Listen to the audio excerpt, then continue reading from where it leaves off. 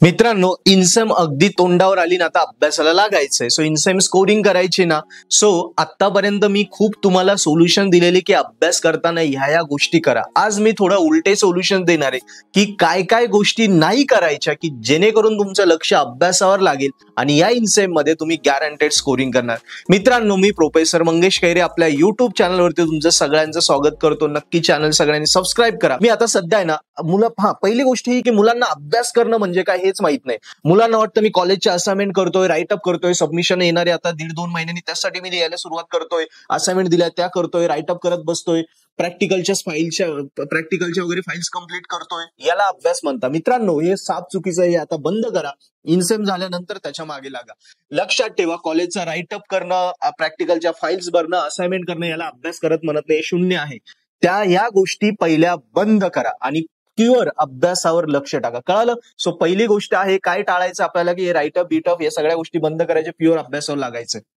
Second thing आहे तुमची, आता अभ्यास करणं म्हणजे काय. सो एखादा समजा दोन प्रकारे आपले सब्जेक्ट असतात, एक न्यूमरिकल सब्जेक्ट असतं आणि एक थेरॉटिकल सब्जेक्ट असतं. सो न्यूमरिकल सब्जेक्ट मध्ये काय करायचं, समजा सरांनी कॉलेजमध्ये असो, क्लासेसमध्ये असो किंवा सबस्क्रिप्शन असो, जिथून तुम्ही एखादा टॉपिक शिकले त्याच्यावरचे न्यूमरिकल शिकले. न्यूमरिकल शिकल्यानंतर समजा न्यूमरिकल 5 पानांचं ही वही 5 पानाचं न्यूमरिकल आहे. एकदा मी शिकलो ते की पूर्ण एकदा समजून घ्यायचं. समजून घेतल्यानंतर मी वही बंद करणार आणि डोळे झाकून मी आठवून बघणार त्या न्यूमरिकल मध्ये स्टेप्स काय. पहिली स्टेप अशी सोडवायची, दुसरी अशी, तिसरी अशी, चौथी अशी, या स्टेप्स आठवून बघायच्या. आता स्टेप आठवली, बघा न्यूमरिकलचा अभ्यास कसा करायचा. पहिल्यांदा मी न्यूमरिकल पूर्ण सोडून दिलेलं सरांनी, ते मी पहिल्यांदा पूर्ण बघून सोडवलंय. नंतर बघून सोडवल्यानंतर समजून घेतलं, वही झाकली, त्याच्या स्टेप्स आठवून बघतोय. स्टेप्स मला आठवल्या. आता मी त्याच्यावरचं दुसरं सोडवलेलंच न्यूमरिकल पुन्हा घेतोय आणि ते न बघता सोडवायचा प्रयत्न करतोय. दुसरं न्यूमरिकल ऍटलीस्ट मला 50% तर आरामात सॉल्व्ह होतं. बरोबर. त्याच्यानंतर मला कुठे अडचण आली तर मी वही उघडून फक्त तेवढी अडचण बघेल आणि नाही आली तर मी पूर्ण न बघता सोडवेल. सेकंड न्यूमरिकलला आलो, पुन्हा मी स्टेप वही बंद केली. सेकंड न्यूमरिकल आणि फर्स्ट न्यूमरिकल मध्ये काय डिफरन्स होता, कशा प्रकारे सोडवलं, मी डोळे झाकून सगळं आठवून बघितलं. आता 2 न्यूमरिकल परफेक्ट झाले. मग आता तिसरं न्यूमरिकल आहे ना, गॅरंटेड तुम्हाला न बघता सोडवलेलंच न्यूमरिकल, सॉल्व न्यूमरिकल तुम्हाला किंवा डेरिव्हेशन असेल ते तुम्हाला सॉल्व असलेच तुम्हाला आता सोडून बघायचे. ते तुम्हाला 80% तर तुम्हाला 100% पण सॉल्व आहे. इथे तुमचा कॉन्फिडन्स बिल्ड होतो. आणि मग आता चौथं 5वं न्यूमरिकल कुठलं घ्यायचं, अनसॉल्व घ्यायचं. या वेळी न्यूमरिकल सब्जेक्टचा अभ्यास करायचा. ज्यांना न्यूमरिकल मॅथमॅटिकल सब्जेक्ट असतात त्यांचा या वेळी अभ्यास करायचा. क्लिअर. आता सेकंड आलं थेरी सब्जेक्ट. थेरी सब्जेक्टला काय, मेन तुमचा प्रश्न आहे. प्रश्न झाल्यानंतर टॉपिक आहे, टॉपिक मधले मेन पॉइंट्स आहे, ते पॉइंट्स फक्त लक्षात ठेवायचे. पॉइंट्स, समजा एक टॉपिक आहे, त्या टॉपिक मध्ये 8 पॉइंट आहेत. सो एकदा ते लिहून काढा. लिहिल्यानंतर ते डोळे झाकून आठवून बघा. एकदा तुम्हाला ते सगळे पॉइंट्स आठवले की बस ते पॉइंट्स लिहून काढायचे. कारण एकदा पॉइंट्स वाचून झाल्यावर ते लिहून काढायचे. लिहिल्याने वाचल्यावर एकदा लक्षात राहतं, लिहिल्यानंतर 2-3 वेळा वाचण्याचा फायदा होतो. त्यामुळे ते पॉइंट्स लिहून काढायचे आणि मग डोळे झाकून ते आठवून बघायचे. म्हणजे मला सांगायचं काय झालं की पहिली गोष्ट होते असाइनमेंट बंद करायचे, दुसरी गोष्ट मी अभ्यास कसा करायचा न्यूमरिकल आणि थेरॉटिकल ते सांगितलं. आता तिसरी गोष्ट तुम्हाला सोडायची आहे, ती आहे प्रश्नपत्रिका न बघणं. म्हणजे एकदा थेरीचा आणि न्यूमरिकलचा अभ्यास झाला की आपण प्रश्नपत्रिका शेवट बघतो पेपरचे. तसं नाही.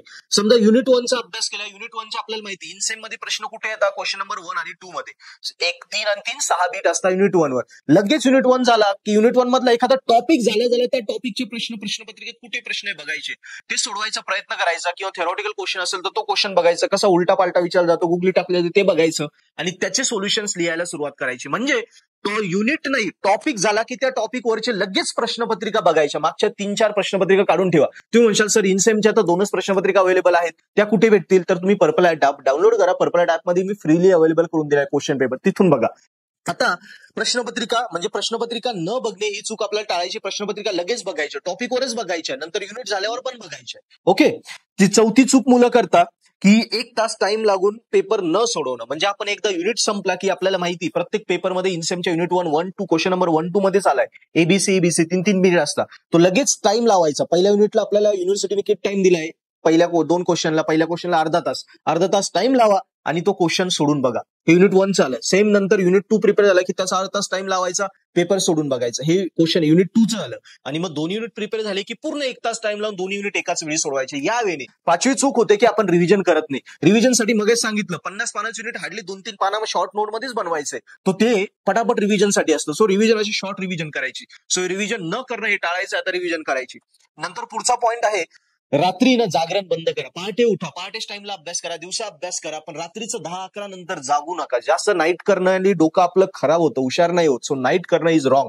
सो त्यापेक्षा पहाटे उठून अभ्यास करा, दिवसा अभ्यास करा, सुट्टीच्या टाइमला अभ्यास करा, ऑफ पिरियड मध्ये अभ्यास करा. रात्री खूप झालं 10:30-11 त्याच्यापर्यंतच अभ्यास करा, पण रात्री बंद झोपणं, उठणं रात्री बंद करा. रात्री उठून अभ्यास करणं बंद करा. अभ्यास या वेळी करा.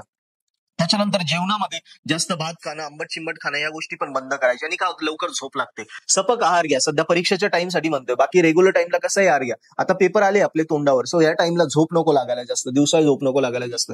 त्यामुळे सपक आहार घ्या, आंबट चिंबट खाणं, त्याच्यानंतर भात वगैरे खाणं या गोष्टी बंद करा. आणि तुम्हाला काय होईल, झोप लागेल. आणि झोप आपली न खाल्लं तर झोप कमी होईल, आपला अभ्यासावर लक्ष लागेल.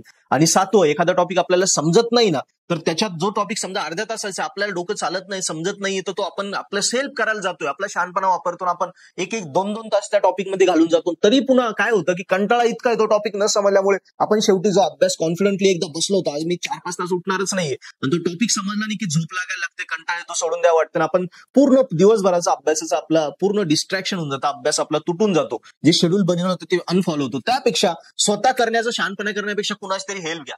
हुशार मित्र पकडा, त्यांच्याकडून समजून घ्या, मित्रमैत्रिणीकडून समजून घ्या, आपल्या ग्रुपमधून समजून घ्या, कॉलेज टीचरकडून समजून घ्या, किंवा चांगले क्लासेस असतील क्लासेस लावा, क्लासेस मधून समजून घ्या, किंवा आता एवढे सारे युट्यूबचे ऑप्शन आहे, गुगलचे ऑप्शन आहे ते आहे, किंवा मग स्पेसिफिक तुम्हाला एकदम सोपं कमी वेळेत करायचंय तर कितीतरी टाईचे व्हिडिओ लेक्चर कोर्सेस अवेलेबल आहे, सबस्क्रिप्शन अवेलेबल आहे, त्याच्यावरून शिका. पण जे टॉपिक महत्वाचे आहे आणि ज्याला वेळ खूप जातोय, जर वेळ कमी असेल तर स्वतः करण्याच्या भानगडीत पडून तो वेळ घालू नका. सबस्क्रिप्शनवरनं शिका, क्लासेसवरनं शिका, कॉलेज टीचरकडनं, फ्रेंड्सकडनं शिका. सो यावेळी अभ्यास करा. परपराट ऍप्लिकेशन सोबत तुम्ही नक्की तुमचे विषय स्कोर करा, तर आपल्या फ्रेंड्सलाही नक्की सजेस्ट करा.